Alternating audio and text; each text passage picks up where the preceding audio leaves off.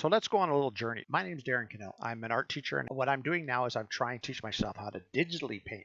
And so I've started a new YouTube channel called Drawing Digitally. And so I'm on the internet one day and I've typed in just awesome landscapes and ran across this gentleman's name, Andrew Tischler. He was born in the United States. He lived there till he was 10 and then he moved to Australia. This is a gentleman who does landscape artwork. Well, he just do realistic images. He also does wildlife. Go to his home and then take a look at some of his artwork that he has there.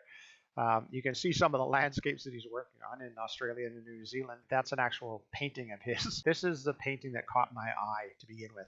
I love this painting.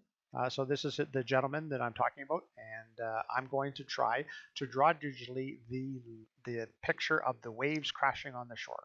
It's unbelievable and unbelievably hard. So what I'm going to do is I'll just click through here and take a look at some of his artworks, and I want to show you this first painting. This is the first one also that caught my eye. As you take a look at this image, the farther away you get, the more grayed out his colors are. There's still very good details there. You can still tell exactly what it is. As you get closer and closer to, the image tends to get brighter and more details. It gets closer to you because of the way he plays with light. The thing that just totally floored me, I loved the background, I loved the clouds, I loved all that stuff, but take a look at this stuff down here in the foreground. Take a look at the way he's got his water over top of his rocks with this driftwood laying around. Unbelievable talent. And so let's go back here. This was the image that I was just, whoa, I love that. I want to try that. The thing that I loved is the way the light's showing through here, and so I tried to do that, how he created the granite rocks and how he creates this foam, the way the foam is in the foreground. It looks like foam. Every time I've tried to do this, it looks like rock. And so when you take a look at my painting, I hope you're not totally insulted. I hope if Andrew ever sees my digital painting of it, he's not insulted. I love the fact that he's willing to share his passion for the work, and I love the fact that he's willing to share that with the people who are trying to perfect their talents. Keep working, Andrew. You're an awesome artist. Continue to share. So I've tried a couple of Bob Ross paintings and tried to paint along with him. I love his demeanor and the way he talks as he's painting. So they're so much fun to do. This level that I'm moving to now with Andrew's waves is like me trying to paint the Sistine Chapel from painting stickmen. That's the level of difficulty that has come into play now that we're getting into this level. For me, it's a learning experience. I hope that I do justice to it, and I'll do my best. So I hope you enjoy me trying to draw an Andrew Tischler image.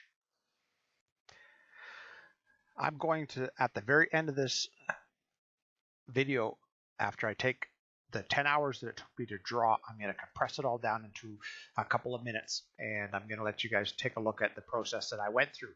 At the very end, I'm going to put his picture beside mine, and you'll see what I'm talking about when I talk about the different levels and how the artists that have the talent to use light and to use the color to create distance, you'll see the difference between the two images.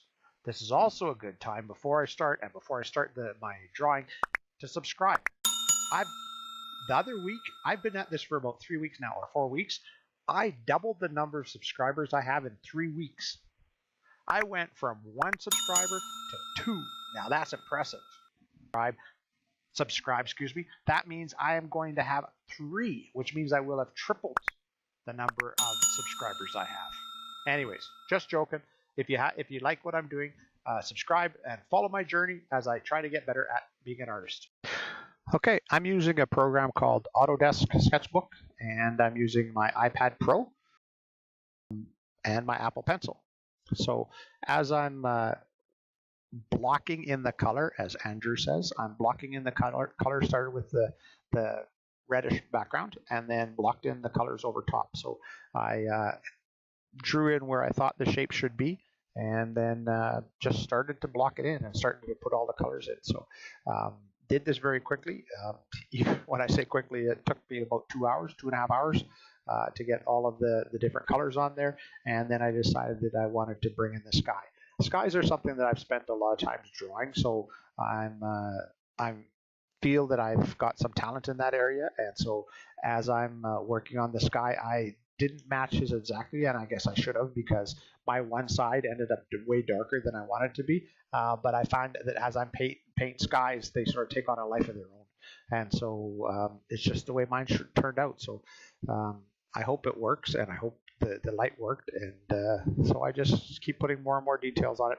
I tend to start light and then work darker and darker to bring in the different shadows and the different layers of the drawing. So I'm still working on the sky here, and now I've started to put in some of the colors in the foreground, and started to try to match the colors that Andrew was using to try and create the depth, and trying to create the same wave pattern that he had in his.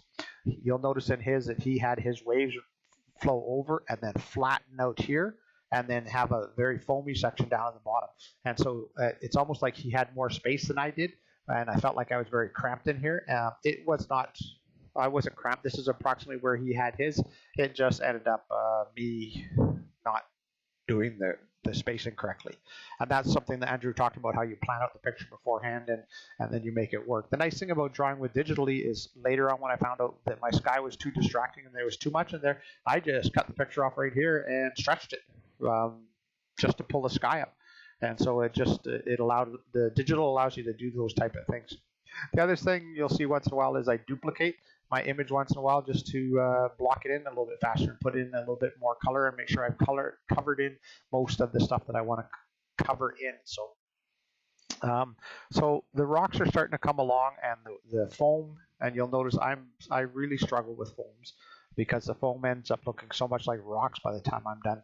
And so you'll notice I'll play with the foam a lot. I'll zoom in, I'll put different colors in there, and I'll work on it over and over again. And then I'll ask my family's opinion of certain things, and then go back in and work on that again. I don't like the way the rocks are looking, and so when I asked my wife, she said, no, you need to fix that. And so that was the start of what I did when I zoomed into this area.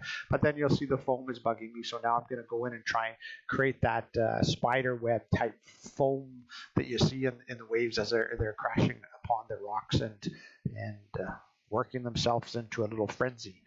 And so I'm starting to add some shadows in here, and putting in some grays, and then I put a little bit of pure whites over top, and then a little bit of the waves flowing over top the rocks in the foreground. And it's starting to come along, and I'm starting to feel fairly good about it by this point, but I'm still struggling with the white foam. And so I'm still working on it and trying to lighten up. I used a couple different tools. I used the pencil a lot. I used the spray or the airbrush a lot, and then I used the smudge. So what I did here is I used a pencil over top, and then you'll see I'll take my smudge tool and soften this up a little bit. And I'll continually do that over and over again, trying to create layers and trying to create some of the depth that he has the ability to do very effortlessly when he's painting. And so that's what I was trying to do with some of this. And so you can see I'm getting quite happy with it, but I messed the rocks up so bad I made it look like marbles, a bunch of marbles stuck on a block. And so I will come back in, and that was, again, my wife's comment that you need to fix that, it looks stupid. And so I don't have an issue with that. I have very thick skin, being an art teacher as long as I did. I don't mind people giving me those type of feedback. So you can see me here trying to fix it and trying to drag some of this together to block it in so it looks more like the granite rocks that you see in Australia. We did have the opportunity to see that, and it was one of the things that I did from memory, went back and said, no, these rocks don't work.